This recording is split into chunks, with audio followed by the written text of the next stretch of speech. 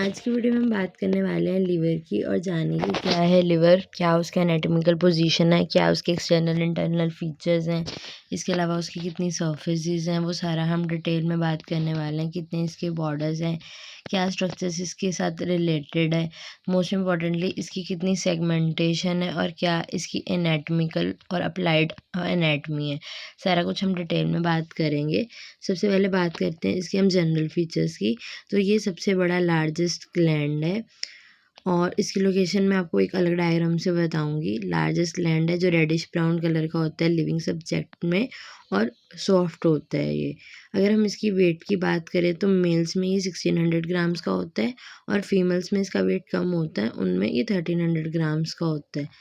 इसके अलावा अगर हम बात करें तो ये सारा, ये तो ऑब्वियस है ना, अगर हम इसका ये देखें तो ये कवर है मोस्टली अपना रिब्स के साथ, बस इंटीरियरली वहाँ ये कवर नहीं है एपिगैस्ट्रियम के पास। एपिगैस्ट्रियम कौन सा रीजन होता है ये मैं अगली डायग्राम में आपको क्लियर करती हूँ। वहाँ पे ये जो रीजन जो आपको दिख रहा है यहाँ पे रिब्स नहीं है, वो वाला रीजन कहाँ पे कनेक्टेड है, वो रीजन अपना इंटीरियर एब्डोमिनल वॉल के साथ कनेक्टेड है। ठीक है, इसके अलावा अगर हम बात करें तो इसका फंक्शन क्या है कि ये बाइल को सक्रीट करेगा और बहुत सारे मेटाबॉलिक फंक्शंस भी करता है। अब आगे आपको पहले इसकी मैं एग्जैक्ट लोकेशन बताती हूँ कि ये कहाँ पे लोकेटेड है।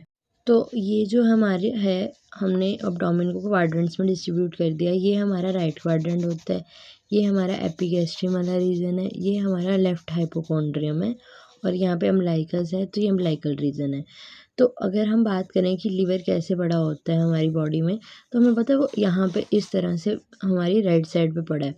तो अब इसका ज़्यादातर पार्ट कहाँ है, एपिगैस्ट्रियम में, और ये क्या है कि राइट हाइपोकॉन्ड्रिया से शुरू होके लेफ्ट हाइपोकॉन्ड्रियम में एक्सटेंड करता है। तो ये हमारी एग्जैक्ट लोकेशन आ जाएगी लीवर पे। तो आप ये डायग्राम बना सकते हो ऐसे करके कि हाँ यहाँ से शुरू होके ऐसे यहाँ पे लोकेटेड है लीवर। अब अगर हम नेक्स्ट डायग्राम देखें तो जो हमारा लिवर है वो 4 साइडेड पिरामिड को रिजेंबल करता है, 1 2 3 एंड 4 साइडेड। ठीक है, अब ये वेज शेप्ड का है तो 4 साइडेड पिरामिड को जब रिप्रेजेंट करेगा तो अगर हम इसकी सर्फेसिस देखें तो इसकी 5 सर्फेसिस बनती है। ये जो आपकी तरफ आगे को फेस कर रही है इंटीरियर, एक इसके पूरे ओपोजिट होगी जो क्या हो जाएगी, पोस्टीरियर। ये जो ऊपर वाली है ये हमारी हो जाएगी सुपीरियर सरफेस। ऐसे यहाँ पे नीचे भी एक होगी जो हो जाएगी इन्फीरियर सरफेस। और ये वाली कौन सी रहेगी, आपको डायग्राम से याद रह जाएगा, राइट पे है पर लेटरली पड़ी थी, राइट लेटरल। तो कौन सी सर्फेसेस हुई, इंटीरियर, इसके पीछे पोस्टीरियर, ऊपर सुपीरियर, इन्फीरियर और फिर हमारी आ गई राइट लेटरल सरफेस। ठीक है, अब इन चारों सर्फेसेस में से जो हमारी इन्फीरियर सरफेस है ना, जो अभी हमें दिख नहीं रही, वो सबसे वेल डिफाइंड है। क्यों? क्योंकि इंटीरियर सरफेस पे जो है हमारे पास एक शार्प इंटीरियर बॉर्डर है, जिस वजह से इंटीरियर सरफेस हमारी अच्छे से डिफाइंड है। बाकी सारी सरफेसेस ऑलमोस्ट एक दूसरे से कॉन्टीन्यूस होती हैं और इल डिफाइंड बॉर्डर से सेपरेट होती हैं। ज़्यादा डिटेल के लिए मैं आपको एक और डायग्राम दिखाती हूँ। अब अगर हम बात करें इन्फीरियर बॉर्डर की तो ये हमारा इन्फीरियर बॉर्डर आ गया सारा। ठीक है, अब इन्फीरियर बॉर्डर जो है हमारा प्रोमिनेंट बॉर्डर है, इसको हम इंटीरियर बॉर्डर भी बोलते हैं। अब ये क्या सेपरेट कर रहा है, ये हमारी इंटीरियर सरफेस है ना, तो इंटीरियर सरफेस को जो हमारी इन्फीरियर सरफेस है, जो ये हमारी इन्फीरियर सरफेस है, उसको सेपरेट कर रहा था, जो मैंने भी आपको बॉर्डर मार्क करके दिखाया था, इन्फीरियर बॉर्डर। ठीक है, अब इंटीरियर बॉर्डर पे क्या क्या होता है, अब ये हमारा है गैल ब्लैडर। तो अब गैल ब्लैडर को रखने के लिए यहाँ पे एक नोच होती है, तो ये जो नोच है इसको बोलते हैं सिस्टिक नोच। ठीक है, इसके अलावा यहाँ पे अगर हम बात करें तो यहाँ पे लिगामेंटम टीरीज आएगी। तो लिगामेंटम टीरीज के लिए एक नोच होती है जिसे हम बोलते हैं इंटरलोबार नोच, वो है लिगामेंटम टीरीज के लिए, और दूसरी नोच है गॉल ब्लैडर के लिए जिसे हम सिस्टिक नोच बोलते हैं। मैं आपको एक और डायग्राम में वो क्लियरली दिखाती हूँ। तो इस डायग्राम में आप क्लियरली देख सकते हो कि लिगामेंटम टीरीज हेपेटिस आ रहा है, उसके लिए एक नॉच है, नॉच फॉर लिगामेंटम टीरीज। इसके अलावा जहाँ पे फंडस ऑफ गॉल ब्लैडर है तो उसको आने के लिए भी एक ग्रूव या डिप्रेशन होना चाहिए, तो साइड पे हमें सिस्टिक नॉच दिखाई है। तो हमें याद रखना है कि इंटीरियरली जहाँ प्रोमिनेंट बॉर्डर है उसके साथ दो रिलेशन है, एक सिस्टिक नॉच और एक इंटरलोबार नॉच। अब अगर हम बात करें तो जो इसका एपिगैस्ट्रियम रीजन है वो, उसमें इन्फीरियर बॉर्डर कहाँ से कहाँ एक्सटेंड होता है। तो अगर आप यहाँ देखो लेफ्ट साइड पे तो कौन सा कोस्टल कार्टिलेज आ रहा है, 8th आ रहा है, फिर 9th आ रहा है ना। तो ये हमारा शुरू होता है लेफ्ट इंटरकोस्टल के 8th कोस्टल कार्टिलेज से और राइट की तरफ जाता है 9th इंटरकोस्टल कार्टिलेज तक हमारा इन्फीरियर वेन है। इसके अलावा अगर हम बात करें कि हम लोग इसे एनाटॉमिकली कैसे दिखाएंगे कि हाँ लीवर है, अगर हमें डी हॉल में सब स्टेज में या किसी चीज़ में पूछ रहे हैं तो लीवर के रिलेशन में, एक मिनट, अगर हम पीछे देखें इसको, यहाँ पे एक डिप्रेशन दिख रहा है। ये एक्चुअल में ये डिप्रेशन है किसके लिए? हाँ, बहुत सारी आ गई, लीवर भी कट गया थोड़ा सा। तो ये देखो सबसे बड़ा सा एक ट्रंक जा रहा है, ये किसका होगा आप गैस करो। तो ये हमारी इन्फीरियर वेना कावा है। तो ये देखो उसने भी वही बोला, इन्फीरियर वेना कावा। अब हमने करना क्या है, जब हमें लीवर की एनाटॉमिकल पोजीशन बतानी है ना, हमने यहाँ पे फोर्सेप डालना है। एक मिनट, हमने यहाँ पे फोर्सेप डालना है, ठीक है। और फोर्सेप को हमने वर्टिकली रखना है, जो भी हमारी इन्फीरियर वेना कावा है वहाँ पे हमने फोर्सेप को डाल के उसे ऐसे मतलब सीधा वर्टिकल रखना है। और हमने जो अभी सर्फेसिस बात की पांचों की पांचों, उसको अच्छे से रखना है कि इंटीरियर सर्फेस आगे आ रही है, पोस्टीरियर पीछे आ रही है, जो हमारी सुपीरियर है वो ऊपर रह रही है, एंड राइट लेटरल साइड पे जा रही है। तो इस तरह से आप एनाटॉमिकल पोजीशन पे रख पाओगे लीवर को। अब इसके बाद बात करें कि लिवर की कितनी लोब्स होती हैं, तो लिवर की 2 लोब्स होती हैं, राइट लोब और लेफ्ट लोब। तो ये आपको डायग्राम में क्लियरली दिख रही है कि ये राइट लोब है, लेफ्ट लोब है। तो जो राइट लोब है वो हमारी 5/6 ऑफ लिवर को, मतलब वो बड़ी है, वो कवर कर रही है, वो दिख रहा है इसमें, और लेफ्ट वाली छोटी है। तो अब ये राइट और लेफ्ट लोब में लिवर डिवाइड कैसे हुआ, तो बीच में ये आपको लिगामेंट दिख रहा है ना, जिसको फैल्सीफॉर्म लिगामेंट बोल रहा है, इसे हम राउंड लिगामेंट ऑफ लिवर भी बोलते हैं। तो अगर हम बात करें इंटीरियरली और ऊपर से, ये लिवर को डिवाइड कर रही है राइट और लेफ्ट लोब में। इसके अलावा अगर हम बात करें तो इन्फीरियरली नीचे से लिगामेंटम टीरीज आएगी, जो मैं आपको अलग डायग्राम में दिखाऊंगी। और पोस्टीरियरली क्या होगा, लिगामेंटम विनोजम है जो उसको राइट और लेफ्ट में कर रहा है, जो मैं आपको नेक्स्ट डायग्राम में दिखाती हूँ। अब इस डायग्राम में जो ये इन्होंने विनोसिस मार्क किया हुआ है, जो ऊपर अपनी वीना कावा की ग्रूव के साथ ये जो जा रही है लिगामेंट, तो ये हमारी लिगामेंट ऑफ विनोसिस है। तो ये ऊपर से इस लोब को डिवाइड कर रही है, और नीचे से हमने जो पिछली एक फोटो में बात की थी लिगामेंटम टीरिस, वो करेगी डिवाइड। अब अगर हम बात करें इसकी राइट लोब की, तो इसमें आपको एक चीज़ दिख रही होगी, कॉर्डेट लोब। अगर आप इन्फीरियर वेना कावा के पास देखो, और कॉर्डेट लोब के नीचे ही क्वाड्रेट लोब है। तो आपको ये याद रखना है कौन सी पोस्टीरियर होती है और कौन सी इन्फीरियर होती है। तो इसको याद रखने के लिए मैंने बहुत सही से ध्यान रखा हुआ कि अगर हम किसी चीज़ को रेट करते हैं तो हम सुपीरियरली या इन्फीरियरली रेट करेंगे। तो रेट से आप याद रख सकते हो कि ये इन्फीरियर के साथ रिलेटेड है। और किसी को अगर हमने डेट करना होता है तो हम लोग प्राइवेटली करते हैं, तो पीछे से करते हैं, किसी के सामने नहीं करते, तो पीछे को हम पोस्टीरियर भी बोलते हैं। तो क्वाड डेट पोस्टीरियर होती है और क्वाड डेट ये हमारी इन्फीरियर होती है, इसे आप ध्यान रख सकते हो। अगर हम बात करें अब क्वाड्रेट लोब की, तो ये कहाँ लोकेटेड है, पोस्टीरियर सरफेस पे लोकेटेड है। अब इसकी राइट साइड पे देखो, यहाँ पे आपको क्या दिख रही है, इन्फीरियर वेना कावा दिख रही है। तो इसके राइट पे इन्फीरियर वेना कावा होती है, और लेफ्ट में अभी हमने बात की यहाँ पे जो वीनस लिगामेंट है, लिगामेंट विनोजम के लिए फिशर होता है। और इसके नीचे ना पोर्टा हेपेटिस होता है, जिसके आगे मैं डिटेल में बात करूंगी। अभी के लिए बस इतना ध्यान रख लो कि पोर्टा हेपेटिस होता है कुछ इसके नीचे वाली साइड के। और उसके बाद अगर हम बात करें इसके ऊपर, तो ऊपर क्या है, सीधा सुपीरियर सरफेस ही आ रही है, ठीक है। अब इसके बाद ना ये कॉर्डेट प्रोसेस और पेपिलरी प्रोसेस से भी रिलेटेड है, जो मैं आपको एक और डायग्राम से समझाती हूँ। तो अब इस डायग्राम में बहुत क्लियरली लिख रहा है कॉर्डेट लोब के ये राइट साइड पे, जहाँ राइट लोब है वहाँ कॉर्डेट प्रोसेस है, और कॉर्डेट लोब में लेफ्ट में एलिवेशन सी है जिसको इन्होंने पेपिलरी प्रोसेस बोला है। अगर बात करें क्वाड्रेट लोब की, तो ये इंफीरियर सरफेस पे है, रेक्टेंगुलर है, और इसके क्या है, इंटीरियर में आगे क्या आ जाएगा, इंफीरियर बॉर्डर आ जाएगा। पीछे क्या आ रहा है, पोर्टा हेपेटिस आ रहा है, जो एक्चुअल में आगे मैं डिटेल में बताऊंगी। अभी के लिए समझ लो कि वो एक गेटवे है जिसे ऑर्गन्स या स्ट्रक्चर्स जो है अंदर आ या जा सकते हैं। उसके बाद अगर हम बात करें तो इसके राइट साइड पे क्या है, सिस्टिक फोसा आ गया, गाल ब्लैडर के लिए जो फोसा था, और लेफ्ट में क्या है, लिगामेंटम टीरीज आ जाएगी। अब इसमें अगर हम बात करें पोर्टा हेपेटिस की, तो ट्रांसवर्स डीप स्ट्रक्चर होता है जो अपना 5 सेंटीमीटर लंबा है। तो इसमें दिख रहा है कि गेटवे जिससे वेसल्स आ और जा रही हैं। अब हमने पोर्टा हेपेटिस को तो देख लिया कि मतलब एक गेटवे है जिससे स्ट्रक्चर्स क्या है, एंटर कर रहे हैं, और कुछ स्ट्रक्चर्स क्या है, लीव कर रहे होंगे, और कुछ स्ट्रक्चर्स होंगे जो उसके विद इन होंगे, मतलब बीच में होंगे। तो वो हम सारे बात करने वाले हैं। अब हम लोग लिवर के अंदर कुछ स्ट्रक्चर जा रहे हैं तो क्या जाएँगे? अब लिवर को सप्लाई चाहिए तो हेपेटिक आर्टरी जा रही होगी, ठीक है? पोर्टल सर्कुलेशन होती है लिवर के साथ तो क्या है पोर्टल वेन जा रही होगी। नर्व्स का प्लेक्सिस इसके अंदर जा रहा होगा। अब इससे बाहर क्या आ रहा होगा? कॉमन हेपेटिक डक्ट बनती है जो बाहर जा रही है क्योंकि उसने सप्लाई करना है सब कुछ, ठीक है? उसके बाद यहाँ पे गॉल ब्लैडर है तो गॉल ब्लैडर की जो डक्ट होती है उसको हम बोलते हैं सिस्टिक डक्ट, वो जा रही है। हेपेटिक डक्ट जा रही है, ठीक है? उसके बाद कुछ लिम्फेटिक्स हैं जो बाहर जाएँगे। तो अंदर जा रहा है वेन, आर्टरी और प्लेक्सिस हेपेटिक वाला, ठीक है? बाहर कौन-कौन आ रहा है? Cystic duct, left hepatic duct और हमने ओपन हेपेटिक डक्ट आ गई और लिम्फेटिक्स आ गए कुछ। अब विदिन रिलेशन ये बहुत इंपॉर्टेंट है, काफ़ी जाने पूछते हैं। अगर आप इंटीरियर से पोस्टीरियर याद रखो मतलब आगे से पीछे तो आप डीएवी रिलेशन याद रख सकते हो, ठीक है? बट अगर आप बिहाइंड से फॉरवर्ड याद रखना चाह रहे हो तो पोर्टल वेन मतलब उल्टा कर लो वेन आर्टरी डक्ट। तो वेन कौन सी है? पोर्टल वेन, हेपेटिक आर्टरी और हेपेटिक डक्ट। तो ये आपको ध्यान रखना है। अगर हम इसके बात करें जो पोर्टा हेपेटिस का लिप्स है वहाँ पे क्या है कि लेसर ओमेंटम की अटैचमेंट होती है। इसके बारे में हम डिटेल में अगली वीडियो में बात करेंगे, ठीक है? अब ये सब तो हमारा हो गया राइट साइड, हमने क्वाड्रेट लोब पढ़ ली, क्वाड्रेट लोब पढ़ ली, फिर हमने पोर्टा हेपेटिस की बात कर ली, ऊपर हमने बोला कि लिगामेंटम वेनोसम है, लिगामेंटम टीरिस की बात कर ली। यहाँ पे हमने सिस्टिक नॉच बनाई थी गॉल ब्लैडर के लिए, फिर सिस्टिक डक्ट उसके स्ट्रक्चर्स क्या इंटरलीव कर रहे हैं वो सारा हमने बात कर लिया। फिर हमने लिगामेंटम टीरिस के इंटरलोबार नोज थी उसकी भी हमने बात कर ली। बेयर एरियाज के बारे में हम अगली वीडियो में बात करेंगे। ये सारा राइट का ख़त्म हो गया। अब बात आती है लेफ़्ट की, तो लेफ़्ट तो सिर्फ 1/6 है तो ये छोटा-सा है।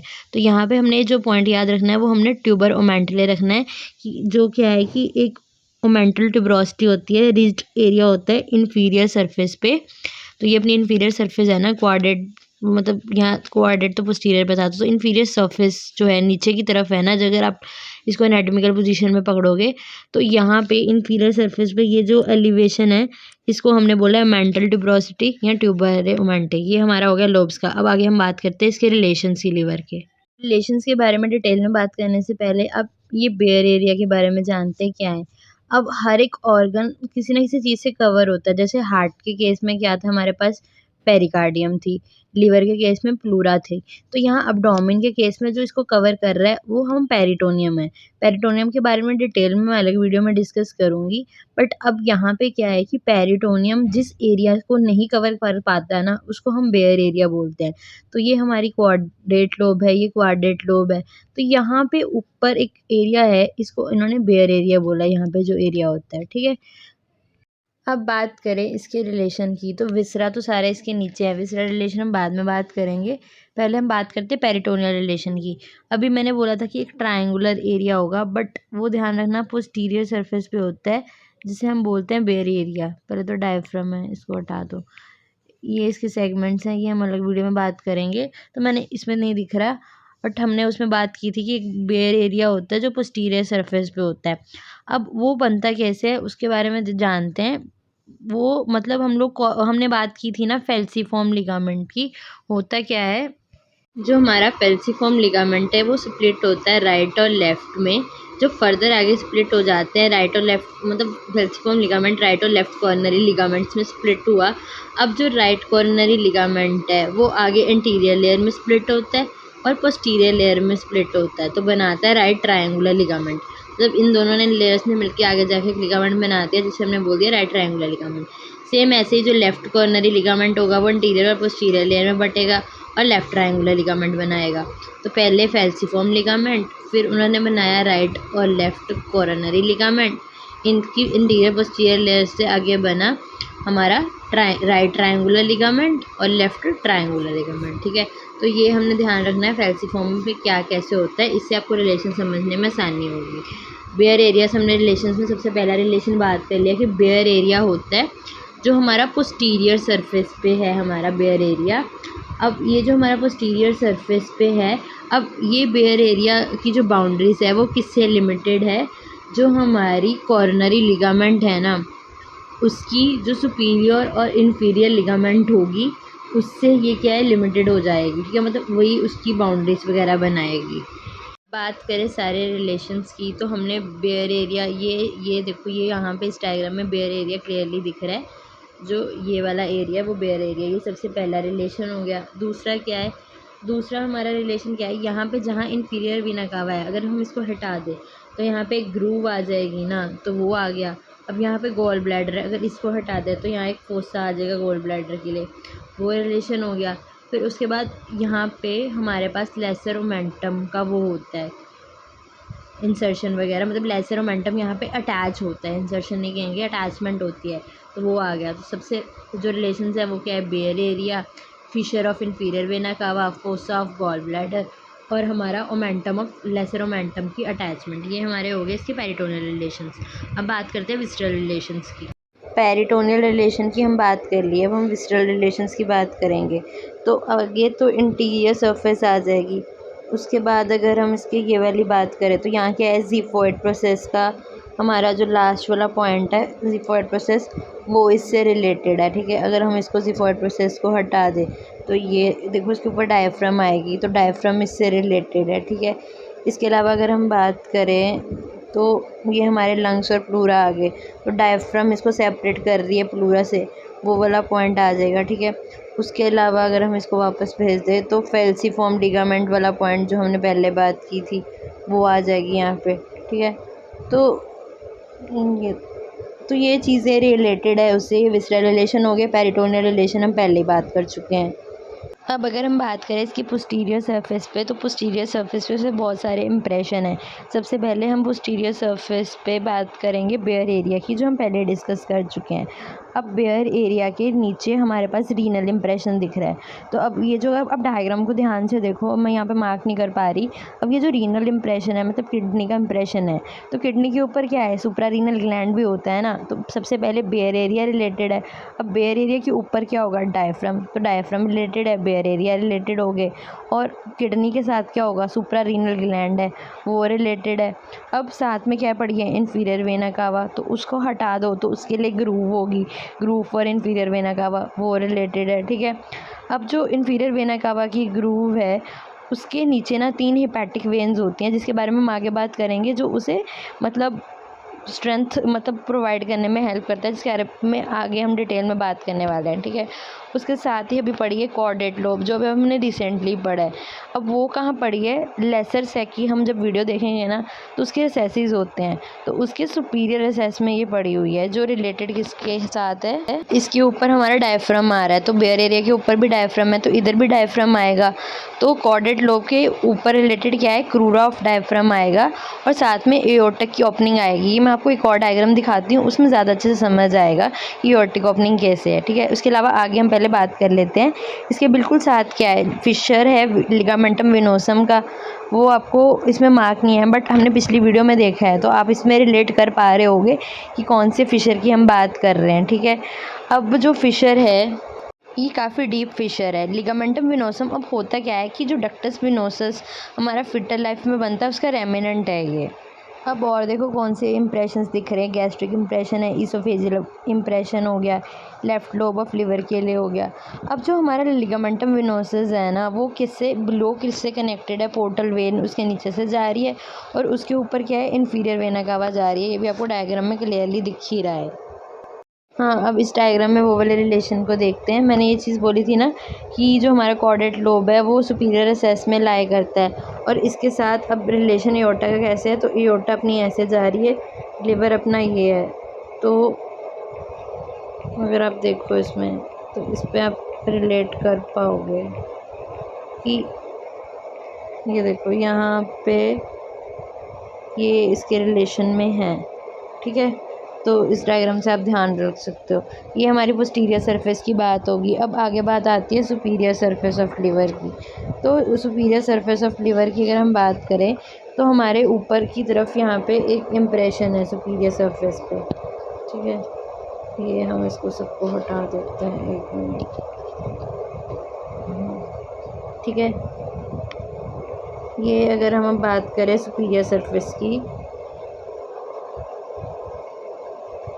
अगर हम सुपीरियर सरफेस की बात करें तो यहाँ पे इम्प्रेशन है, तो इम्प्रेशन के ऊपर ये इन्होंने डायफ्राम दिखाई हुई है। दोनों साइड डायफ्राम के डोम जो है उसके अंदर आके फिट होते हैं, जो इसको किससे सेपरेट करते हैं। अब ऊपर हमारा क्या आएगा, प्लूरा और लंग्स, उसको देखने के लिए पहले हम इन सबको हटाते हैं। तो ये हो गया। तो इसने अब बताया हुआ है कि हमारा जो सुपीरियर सरफेस है उसके ऊपर पहले तो अपना डायफ्राम आ गया, ये डायफ्राम होगी, पहले डायफ्राम आ गया। उसके बाद क्या है कि दोनों side dome of diaphragm fit हो गया। अब डायफ्राम उसे किससे सेपरेट करता है, ये हार्ट है, तो हार्ट के बाहर लेयर होगी पेरिकार्डियम की, तो पेरिकार्डियम को सेपरेट कर रहा है। और इससे पहले हमने लंग्स और प्लूरा हटाए, तो उनसे भी इसको क्या कर रहा है, सेपरेट कर रहा है। तो बस ये पॉइंट हो गया इसकी सुपीरियर सरफेस का, ठीक है। उसके बाद आगे चलते हैं इन्फीरियर सरफेस। इन्फीरियर सरफेस से पहले ये डायग्राम देखो, इसमें क्लियरली सब कुछ दिख रहा है, कॉर्डेट लोब, क्वाड्रेट, फिर फिशर फॉर लिगामेंटम वेनोसम, टीरीज का भी है, इन्फीरियर वेना कावा का ये ग्रुप भी हो गया। तो अब अगर आपको एनाटॉमिकली वहाँ पे करना होगा प्लेस, तो इन्फीरियर वेना कावा पे आप वर्टिकली वो डाल के फोर्सेप्स, तो इसे एनाटॉमिकली सारे पोस्टीरियर सरफेस को पीछे रख के इंटीरियर को आगे रख के फिर प्लेस करना है। अब बात करते हैं इसके इन्फीरियर सरफेस की। एक छोटी सी चीज़ जो है कंफ्यूज हो सकते हैं हम लोग कि पोस्टीरियर और इन्फीरियर सरफेस के हमने रिलेशंस मैचअप नहीं करने। जो पीछे हमने सारा कुछ रीनियल इम्प्रेशंस, ये अपने गैस्ट्रिक इम्प्रेशंस देखे हैं, ये हमारा इन्फीरियरली आ जाते हैं। पोस्टीरियर पे अपना ईसोफेजियल फ्रिंज इम्प्रेशन रहता है, अपना सुप्रारीनल इम्प्रेशन हो गया, ये सब रहते हैं। तो ये चीज़ें आपने ध्यान रखनी है। अब अगर हम इन्फीरियर सरफेस की और डिटेल में बात करें, तो ये जो गैस्ट्रिक इम्प्रेशन है ये इन्फीरियर सरफेस पे आएगा। फिर हमने ट्यूबर ओमेंटे बोला था, या फिर जिसका दूसरा नाम जो था वो था ओमेंटल ट्यूबरोसिटी, वो भी क्या है, वो सारा उसके इन्फीरियर रिलेशन में आ जाएगा। फिर इसमें अब इन्होंने लिगामेंटम टीरीस नहीं दिखाई हुई, बट आपको पता है लिगामेंटम टीरीस की पोजीशन कहाँ पे है, तो वो भी इन्फीरियर इसका रिलेशन आ जाएगा। साथ ही साथ लिगामेंटम टीरीस होता क्या है, जो ओब्लिटरेटेड लेफ्ट अम्बिलिकल वेन है वो है। अगर हम बात करें लिगामेंटम वेनोसम की, तो डक्टस वेनोसिस का रेमिनेंट है, और जो लिगामेंटम टीरीस है वो लेफ्ट अम्बिलिकल वेन का रेमिनेंट है। तो ये क्वेश्चन ऐसा वो पूछ सकते हैं, ये इंपॉर्टेंट है, आपको ध्यान रखना है, ठीक है। इसके बाद अगर हम बात करें क्वाड्रेट लोब की, जो नीचे की तरफ आपको दिख रही है, वो किससे रिलेटेड है, लेसर ओमेंटम से, स्टमक वगैरह से। ये मैं आपको एक अलग डायग्राम से अच्छे से दिखाती हूँ, ठीक है। अब साथ में पड़ा है इसमें गॉल ब्लैडर, तो गॉल ब्लैडर वाला किससे रिलेटेड है, फोसा ऑफ गॉल ब्लैडर, इससे क्वाड्रेट लोब से रिलेटेड है। फिर इसमें कोलिक इम्प्रेशन है जो कोलस के साथ रिलेटेड है, ठीक है। अब रीनल इम्प्रेशंस है जो किडनी के साथ रिलेटेड है, तो ये आपने ध्यान रखना है। अब हम अगर और रिलेशंस की बात करना चाहें, तो पहले हम इन्फीरियर सरफेस तक पहुँचे। एक सेकेंड,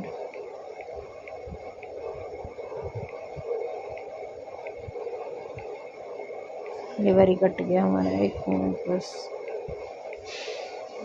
रिब हटा दो, ज़्यादा क्लियरली दिखेगा सारा कुछ, ठीक है। हट गया। अब हमारा लिवर हमारा किससे रिलेटेड है, इसका इन्फीरियर, ये इसका इन्फीरियर सरफेस हो गया ना, एक सेकेंड बस। अब इन्फीरियर सरफेस हम और ऑर्गन्स लेके आते हैं यहाँ पे, जो हमें नहीं चाहिए वो हटा दो, थोड़ा फास्ट कर लो आप यहाँ से 2x। मैं ये सारा एक साथ नहीं हटाना चाहती कि आपको क्लैरिटी रहे।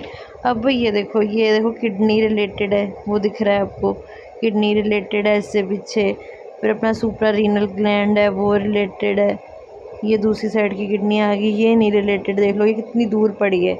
तो ये ध्यान रखना है हमने कौन सी साइड वाली किडनी का इम्प्रेशन है उस पर, ठीक है, राइट वाली का इम्प्रेशन है। उसके अलावा अब हम बात करते हैं ड्यूडनम वगैरह की, तो इसको अब हटाते हैं, ये हटा दिया।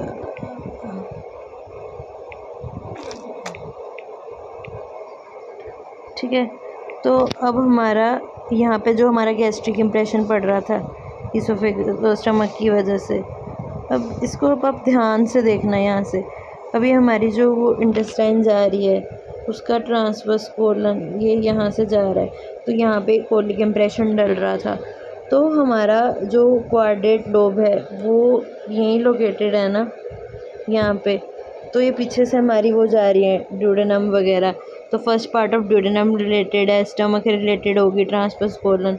तो यहाँ से आपको क्लैरिटी मिली होगी क्या क्या चीज़ें रिलेटेड है। एक्चुअली इन्होंने स्मॉल इंटेस्टाइन को ये दिखाया हुआ है, तो ये देखो ड्यूडेनम इससे रिलेटेड है, स्टमक रिलेटेड, अगर स्टमक पूरी खाली होगी तो ये ऐसे फ्लैट हो जाएगा, तो ये ड्यूडेनम उससे डायरेक्ट रिलेशन में आ जाएगा।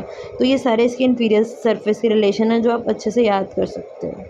अब अगर हम बात करें राइट लेटरल सरफेस की, वो 7 से 11 रिब से रिलेटेड है। ये इंपॉर्टेंट है, ये वाइवा क्वेश्चन रहता है। अब इसके 3 पार्ट्स हैं, upper part, middle part, lateral part. अब जो इसका अपर वाला पार्ट है वो किस किस से रिलेटेड है? जो इसका अपर पार्ट है वो रिलेटेड है हमारा डायफ्राम से, ठीक है, लंग्स से और प्लूरा से। जो मिडल पार्ट है वो डायफ्राम से रिलेटेड है, वहाँ पे प्लूरा नहीं आएगा। डायफ्राम आएगी, प्लूरा नहीं आएगा क्योंकि वो तो ख़त्म हो गया ना। डायफ्राम आएगी, कोस्टोडायफ्रामेटिक रिसेस आ जाएगी, ये इंपॉर्टेंट है। और लोअर में डायफ्राम नहीं आए, डायफ्राम आएगी अकेली, ये कोस्टोडायफ्रामेटिक रिसेस ख़त्म हो जाएगी। तो अपर में क्या आएगा? डायफ्राम, लंग्स और प्लूरा, ठीक है। फिर हमारे प्लूरा ख़त्म हो गए, क्या बचा? डायफ्राम बची, लंग्स भी नहीं रहे, नीचे की तरफ आ गए ना हम। डायफ्राम बची और उसकी कोस्टोडायफ्रामेटिक रिसेस आ गई, फिर ये रिसेस भी ख़त्म होगी, लोअर में गला वो बचा डायफ्राम। तो ये हमारा क्या है? राइट लेटरल वाला इसका वो है रिलेशन, ठीक है। तो जब हमने बायोप्सी करनी होती है, हम पायर्स कहाँ से करते हैं? 10th रिब के नीचे से, तो ये हमने ध्यान रखना है, ठीक है। इसके एक्सटर्नल इंटरनल फीचर्स हो गए। अब अपना बचा है इसका arterial supply, Venus supply, lymphatic nervous supply और बहुत इंपॉर्टेंट पार्ट एक हमारा सेगमेंटेशन। बट उससे पहले पोर्टा हेपेटिस को मैं एक बार दोबारा से सही से समझाना चाह रही हूँ। हमने बोला था ना कि ये पोर्टा हेपेटिस है जो हाइलम है, एज अ गेटवे काम करता है, जहाँ से स्ट्रक्चर्स एंटर करते हैं, लीव करते हैं और विद इन है। तो एक बार ये स्ट्रक्चर्स अच्छे से याद रखना, कौन सा एंटर कौन सा लीव कर रहा है, कौन सा विद इन है, और लिप्स पे क्या था, ठीक है। अब यहाँ पे ऊपर की तरफ लिगामेंटम विनोसम था, यहाँ टीरीज था, ठीक है। पर इधर इन्फीरियर वेना कावा है और ये गॉल ब्लैडर है, ठीक है। और बेयर एरियाज कौन कौन से है? इन्फीरियर वेना कावा का फिशर है, वो बेयर एरिया है। राइट लोब के लिए जो जगह है वो बेयर एरिया, ये main bare area right lobe की अपर साइड पे जो था, ठीक है। पोर्टा हेपेटिस से खाली एरिया यहाँ पे क्या है? पेरिटोनियम एब्सेंट है। बेयर एरिया का मतलब क्या होता है ये आपको पता होना चाहिए, ठीक है। फिर गॉल ब्लैडर का वो जो फोसा था वहाँ पे भी नहीं है। लिगामेंटम विनोसम के लिए जो फिशर था वहाँ पे नहीं है। जहाँ फैल्सीफॉर्म लिगामेंट अटैच हो रही है वहाँ पे भी नहीं है। तो ये सारे बेयर एरियाज है, ये आपको ध्यान होने चाहिए। अब आगे हम बात करते हैं ये सारे सप्लाईज़ की और सेगमेंटेशन के बारे में। हमने एनाटॉमिकली इसको राइट और लेफ़्ट लोब में बांट दिया था। अब फिजियोलॉजिकली बात करें तो इसमें कैंटलेस लाइन होती है जो यहाँ पे दिख रही है। फैल्सीफॉर्म वाली तो हमने बात कर ली कि एनाटॉमिकल थी। कैंटलेस लाइन क्या होती है? सेंटर ऑफ वीना कावा पे फर्स्ट पॉइंट लगाते हैं एंड नीचे अपनी सिस्टिक नोच जहाँ पे वहाँ दूसरा पॉइंट लगाते हैं, लाइन जोड़ते हैं, उसको कैंटलेस लाइन बोलते हैं। जिसने लिवर को राइट और लेफ़्ट 2 पार्ट में बांट दिया। ये तो आगे से होगी, पीछे से क्या है कि पहले क्वाड्रेट लोब की तरफ जाना है, फिर पोर्टा हेपेटिस का अपना सेंटर, ठीक है, वहाँ से नीचे तक यहाँ तक हमने पहुँचना है सिस्टिक नोच तक। अब इसने राइट और लेफ़्ट में पार्ट में बांट दिया इसने। तो राइट वाले में right branch of hepatic artery, right portal vein और राइट हेपेटिक डक्ट सप्लाई करेंगी, यहाँ ब्लड वगैरह सब कुछ लेके जाएंगी। और लेफ़्ट वाले में left branch of hepatic artery, left portal vein और लेफ़्ट हेपेटिक डक्ट, ये सारा होगा, ठीक है। अब यहाँ से अपना थोड़ा इंपॉर्टेंट पोर्शन शुरू हो रहा है कि मतलब अब जो ये लोब्स हैं, फिजियोलॉजिकल लोब्स, ये फर्दर आगे डिवाइड होती हैं मीडियल, लेटरल और क्या से सारा डिस्कस करेंगे। अब बात आगे हमारी कैंटलिस लाइन हमने बात कर लिया, तो ये हमारी फिजियोलॉजिकल लोब्स बनाती हैं जो एनाटॉमिकल लोब से डिफरेंट होती है, ये हमने याद रखना है। अब क्या है कि इसने राइट और लेफ़्ट पार्ट में बांट दिया। अब ये जो राइट पार्ट है जो है वो आगे इंटीरियर पार्ट में और पोस्टीरियर पार्ट में बटा होता है, ठीक है। और जो हमारा लेफ़्ट पार्ट है वो आगे मीडियल और लेटरल में बटा होता है। अब ये 4 पार्ट्स बन गए ना, ये चारों पार्ट्स फर्दर अपर और लोअर पार्ट में बटे होते हैं। ये भी अपर और लोअर, ये भी अपर और लोअर, ये भी हमारा upper part lower part, upper part lower part. तो टोटल 1 2 3 4 5 6 7 8 पार्ट्स हो गए। तो ये जो 8 है ये फिजियोलॉजिकल सेगमेंट्स हैं जो एनाटॉमिकल सेगमेंट से डिफरेंट है। इसके अलावा जो 4th वाली है वो ए और बी में भी बढ़ सकती है, तो कई बार 9 सेगमेंट्स भी होते हैं। तो ये एक बार हम डायग्राम से भी देखते हैं और दूसरी तरह में मैं आपको दिखाती हूँ जिससे आपको क्लैरिटी हो कौन सी सेगमेंट्स हैं, कौन सी होती हैं एंड क्या इनके फंक्शंस हैं। अब इस डायग्राम को पहले क्लियरली देखो, सेगमेंट्स क्या कैसे बन रही है, उसके बाद में मैं आपको डिटेल में बताऊंगी कौन सी सेगमेंट कौन सी है। अब इसमें सबसे पहले ध्यान रखना जो हमारी पहली वाली सेगमेंट है ना, जिसको हमने फर्स्ट सेगमेंट बोला है, वो हमारी आगे नहीं है, वो पिछली सेगमेंट है। तो हम लोग फर्स्ट सेगमेंट को छोड़ के पहले सारा देखेंगे, क्योंकि फर्स्ट वाली जो है ना वो हमारी क्वाड्रेट लोब को हमने पहली सेगमेंट बोला हुआ है, तो उसके बारे में हम बाद में बात करेंगे।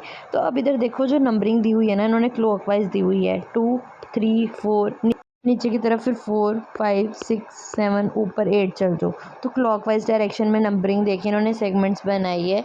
तो हमने बोला था कि जैसे लेफ़्ट लेटरल होगी, लेफ़्ट मीडियल होगी, तो लेटरल में 2 होगी, अपर और लोअर, मीडियल में भी 2 होगी, ठीक है। राइट में इंटीरियर में 2 होगी, राइट पोस्टीरियर में 2 होगी। तो ये कौन सी 2 होंगी वो हम डिस्कस करेंगे, वो हम आराम से देखते हैं कि कोई कन्फ्यूज़न ना हो।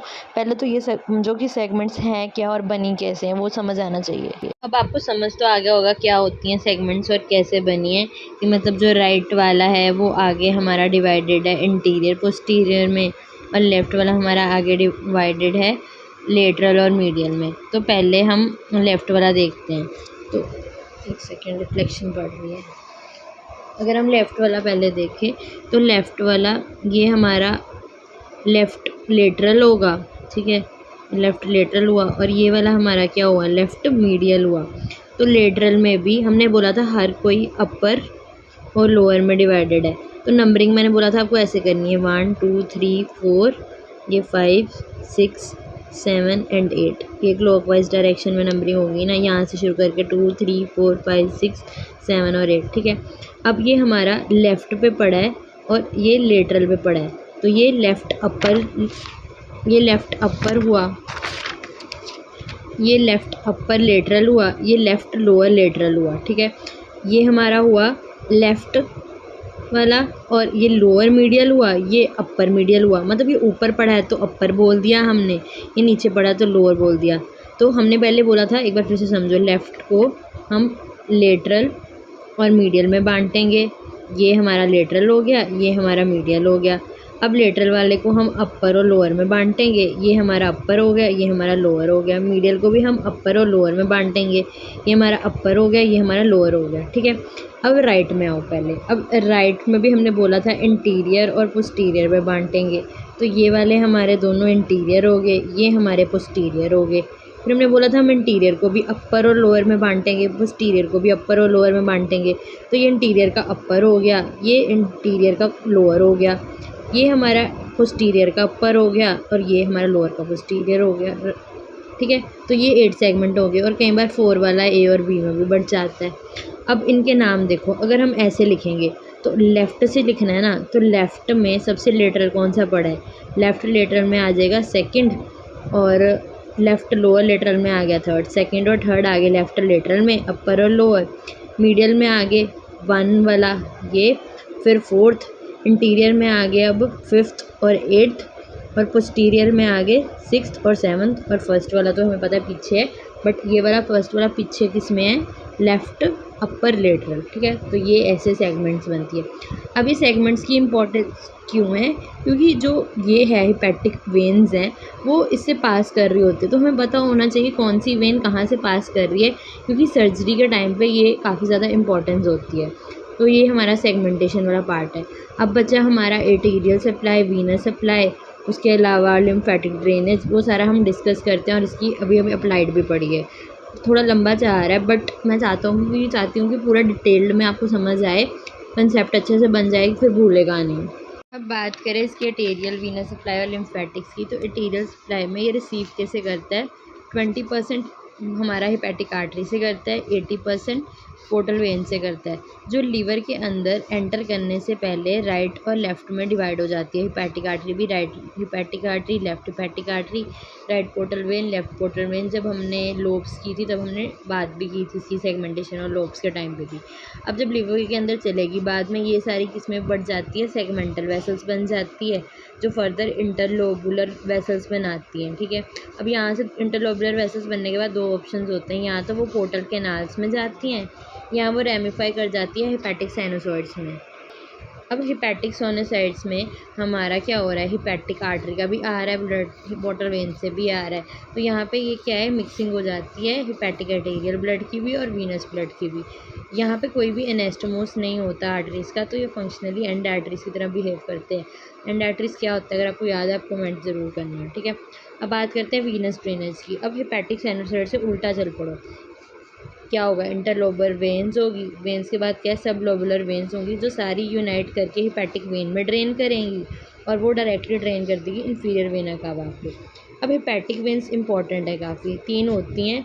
अब हमने पहले भी बात की थी, बट अब जो अपर, लोअर और सेंट्रल वेन होती है, अपर वाली फिर 3 में बांटी होती है, राइट, लिटल राइट, लेफ्ट और मिडल। ये इंपॉर्टेंट है क्योंकि ये क्या करती है, ये लीवर को सस्पेंड करके रखती है कि लीवर गिरे ना ही कोई लिगामेंट सस्पेंड कर रहा है ना कुछ और कर रहा है। अपर 3 hepatic veins, right, left, middle, ये हेल्प कर रही है कि जो हमारी लीवर है वो गिरे ना, सस्पेंड करने का काम करती है लीवर को। अब ये ओपन कहाँ होती है, upper part of inferior vena कावा में। लोअर में स्मॉल वेन्स होती हैं, बहुत सारी ग्रुप्स ऑफ स्मॉल वेन्स होती हैं, जो हमारा क्या करती है, lower part of vena caval groove में चल के जाके रन करती है, तो ये कॉर्डेड लोब के पास होगा। उसके बाद हमारी ये माइक्रोस्कोपिकली छोटी छोटी वेन्स होती है, जिसे हम सेंट्रल वेन्स बोलते हैं, जिनके सेपरेट चैनल्स होते हैं, ठीक है।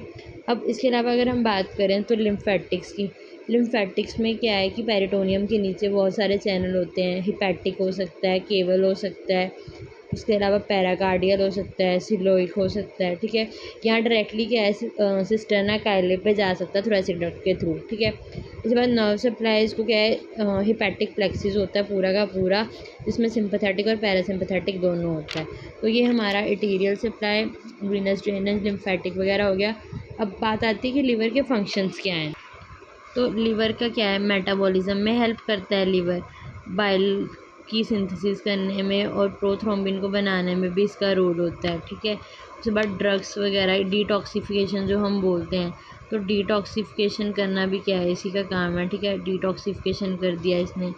उसके बाद प्रोटेक्शन, कॉन्जुगेशन में हम बोलते नहीं थे, एल्ब्यूमिन के साथ ये वो बनाता है अनकॉन्जुगेटेड करने के लिए सारा कुछ, तो डिस्ट्रक्शन, फाइगोसाइटोसिस, ये सारे रोल हो गए। उसके बाद लीवर क्या, स्टोर हाउस होता है ग्लाइकोजन का, आयरन का, फैट, विटामिन ए डी, ये सारे इसके फंक्शन हो गए।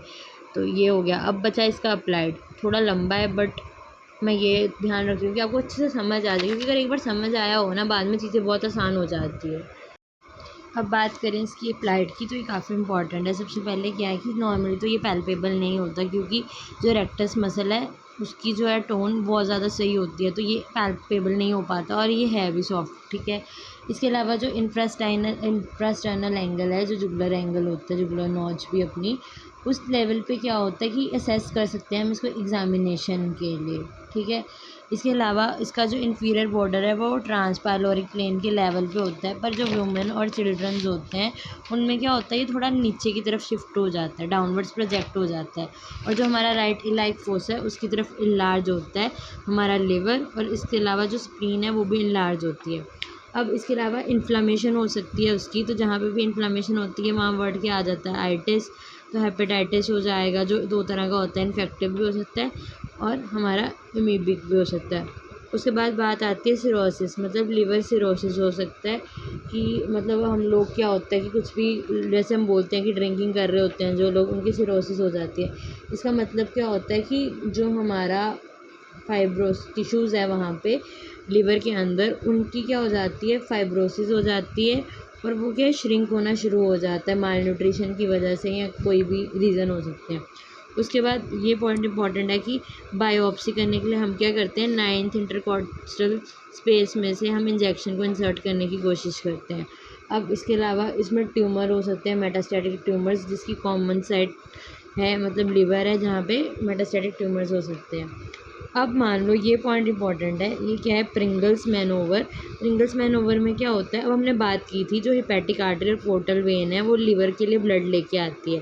तो अब जब ये लिवर के लिए ब्लड लेके आ रही हैं तो ये क्या करती हैं, जो हमारा लेसर मोमेंटम है ना, जो हम अलग वीडियो में बात करेंगे, अभी के लिए समझ लो कि लेसर मोमेंटम के फ्री मार्जिन से जाती हैं। तो जब हम free edge of lesser omentum को प्रेस करेंगे ना, इनकी ब्लीडिंग रुक जाती है, तो इसे हम बोलते हैं प्रिंगल मैनोवर। बट अगर ये ब्लीडिंग नहीं रुकी तो मतलब इन्फीरियर वेना कावा भी इंजर्ड है, हेपेटिक आर्टरी और पोर्टल वेन के अलावा। अब बात आई लीवर की रिसेशन करनी है, तो 80% केसेस में सेव होती है, बट कुछ मेजर एरिया जहाँ पे प्रॉब्लम्स आ सकती है, जैसे सेगमेंट्स हो गए, ये मेजर एरिया। और लीवर की इतनी कैपेसिटी है कि 6 to 12 मंथ्स में रीग्रो कर जाता है। इसके अलावा हमारी ट्रांसप्लांटेशन हो सकती है। इसके अलावा हेमी लीवर ट्रांसप्लांट हो जाता है, जो 5 to 8 सेगमेंट हम जो है वो मतलब ट्रांसप्लांट करवाते हैं। लिवर सिरोसिस से कैपेट मेडूसा हो जाती है। ये क्या है मैं अभी नहीं बताने वाली, क्योंकि ऑलरेडी वीडियो बहुत लंबा जा चुका है। तो ये आप अम्बिलिकल की वीडियो में देख सकते हो कि कैपेट मेडूसा क्या होता है, जो इस तरह से वेन्स अरेंज हो जाती है एंड ऑल, ठीक है। इसके अलावा आगे हम बात करें तो एक इम्पॉर्टेंट पॉइंट है कि अगर हमारी पोर्टल हाइपरटेंशन हुई तो हमें पता है कैपेट मेडूसा भी इसी केस में होता है जब भी पोर्टल हाइपरटेंशन होती है। तो transjugular intrahepatic portosystemic shunt ये जो है ये यूज़ होता है। तो ये आपको याद रखना पड़ेगा, TIPS आप ये याद रख सकते हो। इसको इंसर्ट कैसे करते हैं शंट को, कि इंटरनल जुगुलर वेन से हम सुपीरियर इन्फीरियर वेना कावा, इन्फीरियर वेना कावा, फिर हेपेटिक वेन, फिर हम लोग क्या करते हैं, हम पोर्टल वेन की ब्रांच तक पहुंचते हैं। ये हमारा जो पाथवे है जो आप हल्का से याद रख लो, बहुत सारे क्लिनिकल है, इतने ना भी याद रहे तो कोई चक्कर नहीं है। उसके अलावा जो एक इम्पॉर्टेंट क्लिनिकल हैं वो हमारी बात आती है सेगमेंटेक्टोमी, मतलब हम लोग सेगमेंट्स को रिमूव कर रहे हैं। हमने सेगमेंट्स की बात की थी कि लिवर में काफ़ी सारे सेगमेंट्स होते हैं एंड उनके क्या इंपॉर्टेंट फीचर्स है। अब हम सेगमेंट्स को रिमूव कैसे कर सकते हैं उसके बारे में बात की है। अब लेफ़्ट वाली भी रिमूव हो सकती हैं, राइट वाली भी रिमूव हो सकती हैं। तो ये वो कुछ सेगमेंट्स हैं जो कौन कौन सी रिमूव करनी चाहिए, आप यहाँ से देख सकते हो। एक्सटेंडेड में एक्स्ट्रा रिमूव हो जाती हैं, ठीक है। अब जो हिपैटिक सेगमेंट्स हैं इनका दूसरा नाम होता है कोरोनॉइड सेगमेंट, तो ये आप ध्यान रख सकते हो, ठीक है। बस बाकी और डिटेल्स की ज़रूरत नहीं है। तो यही है लीवर का। कुछ और आपका डाउट हो या कोई चीज़ आपको नहीं समझ आई तो आप कमेंट कर सकते हो, मैं आपको वो चीज़ डिटेल में समझा दूँगी।